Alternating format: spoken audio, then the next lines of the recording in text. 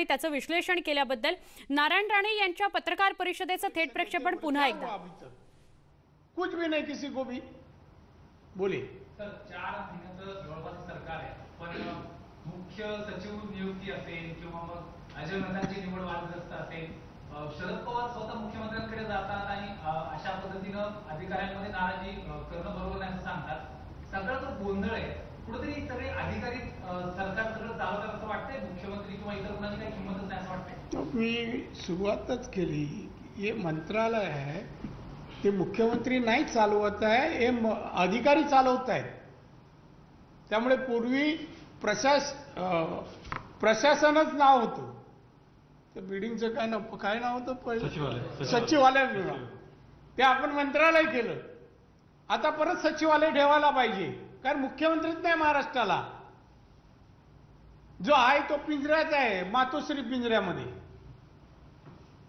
तुम्ही स्वतः मुख्यमंत्री पद तुमच्याकडे होतं, अशा वेळी ब्युरोक्रसीच्या विरोधात या सगळ्या गोष्टी होत असताना तुमचं वैयक्तिक मत काय, किती गोंधळ म्हणजे हा आहे? कारण कुठला तरी एक अधिकारी रिटायर होतो आणि परत त्याला एका सर्वोच्च पदी बसवलं जातं, ही जी सगळी चेन आहे ब्युरोक्रसी बद्दल तुम्ही कसं बघता? कारण या काळामध्ये या सगळे गोंधळ अपेक्षित होते का? कारण त्याचं मोठं नुकसान झालं। म्हणून प्रशासनाची माहिती पाहिजे, कोणते अधिकारी कोणत्या प्रकारचं काम चांगलं करू शकतात याची जाण पाहिजे, आणि अधिकाऱ्यावर वचक असलं पाहिजे, आदरयुक्त भीती असली पाहिजे। काम करून घेणं, कामाची अंमलबजावणी करून घेणं एक स्किल आहे, कौशल्य आहे, ते वापरलं पाहिजे।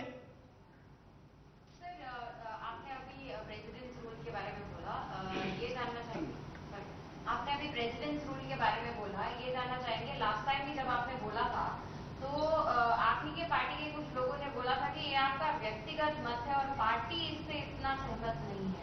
नहीं, लास्ट टाइम बोला करके रिपीट में नहीं किया, मैं कहा कि पहले मैं कहाँ चुका हुआ ऐसा, और व्यक्तिगत मत आज भी मेरा है, मगर मैं बीजेपी कार्यालय में बैठा हूँ, मैं बीजेपी का कार्य करता हूँ।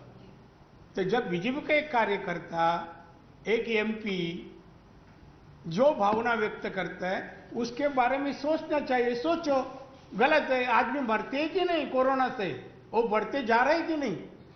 5000 की छोटी संख्या थोड़ी है। ज्ञानेश के बता दो ना, एक तुम्ही म्हणालात की मुख्यमंत्री निष्क्रिय मुख्यमंत्री आहे, तुम्हाला असं वाटतं का की शरद पवार या सरकारचे सुपर सीएम आहेत? एकच सीएम नाही, सीएम बरेच आहेत, 3-4 आहेत, 3-4 आहेत। मुख्य सचिव भी सीएम आहे का? मी काय म्हणालो, 3-4 आहेत, असू शकते मला माहित नाही, पण त्याच्यात 4 आहेत। हिंदी में जाना एक मिनट।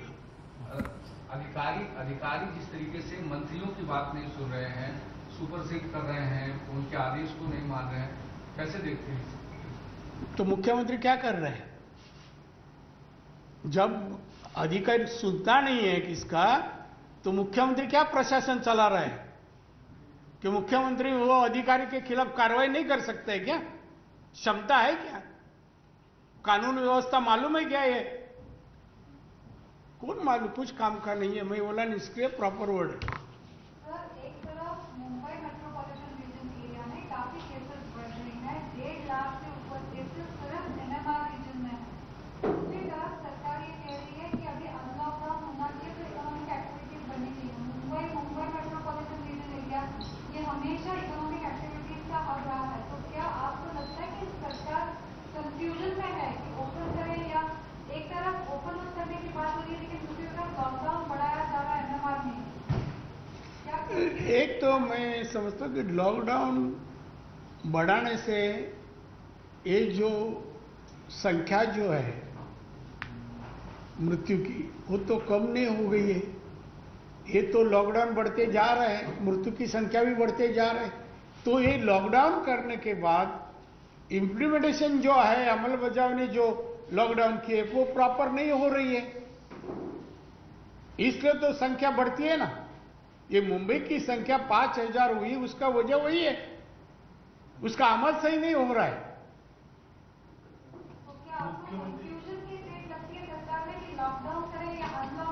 मैं ये सरकार से कोई अपेक्षा नहीं रखता हूँ, उम्मीद नहीं रखता हूँ।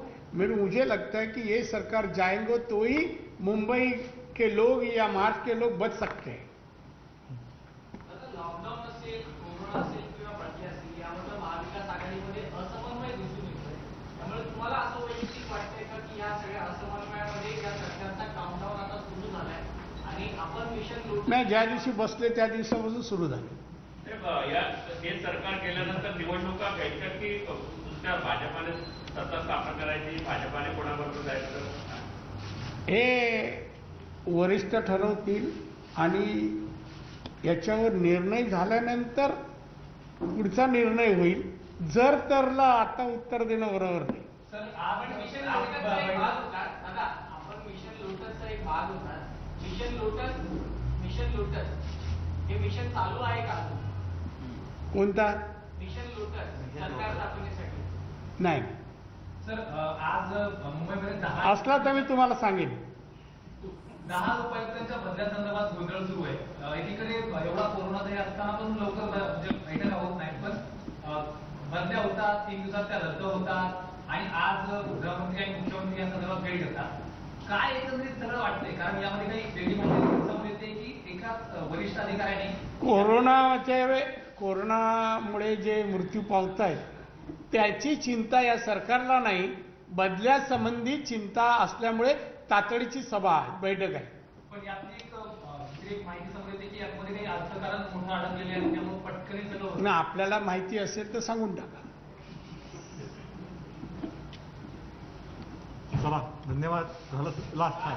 काल संजय राऊत म्हणाले की ऑक्टोबरमध्ये एक महाविकास आघाडीचं सरकार आहे ते पाडण्याची तयारी सुरू झाली तयारी आहे का? नाही, पाडण्याची प्रक्रिया सुरू झाली असं कुठे म्हटलंय? संजय राऊत नाही नाही, कशात म्हटलंय? सामना रोखोक मी वाचला, त्यात नाही. नाही, ऑक्टोबर पर्यंत म्हणजे प्रयत्न आहे त्यांचे असं म्हणालाय. हा, बाकी त्याच्याबद्दल पुढे काय म्हणाला नाही. असे प्रयत्न ऑक्टोबर पर्यंत चालतील, नंतर ते सत्तेवर राहणार नसतील आणि म्हणून असं त्याचं वाक्य आहे. स्वतःहूनच जाणार असतील. मी विचारतो, केंद्रीय मोदीचे सरकार आहे, खाली बसा. संपादक आहे ना. हो, खाली बसून बोला. बोला बोला सवाल आपसे पूछ रहा हूँ. बोला बोला. उपाध्याय साहब काय हो, प्रश्न विचारा. हो बोला ना, तुम्हाला बोलायला नको कोण सांगताय? मैं बोल रहा हूँ, आप कांग्रेस में भी थे पहले की बात नहीं, पहला शिवसेना की सरकार में थे, मुख्यमंत्री थे. जब मुख्यमंत्री का जो पावर रहता है, मुझे तो ये मुख्यमंत्री का पावर नजर नहीं आ रहा है.